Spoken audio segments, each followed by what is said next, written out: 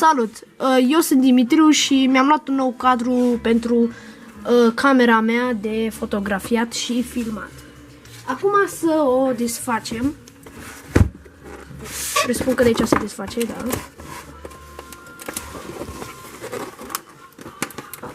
E un pic mai complicat, dar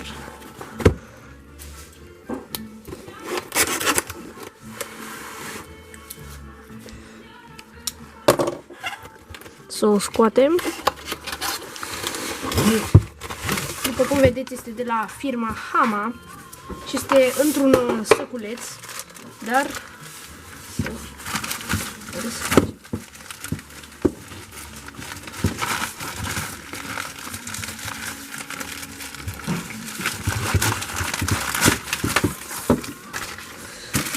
acesta este cadrul. Să-l desfacem și din acest plastic.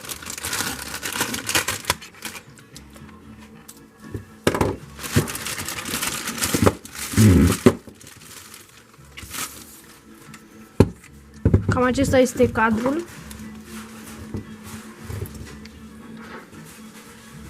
Și da.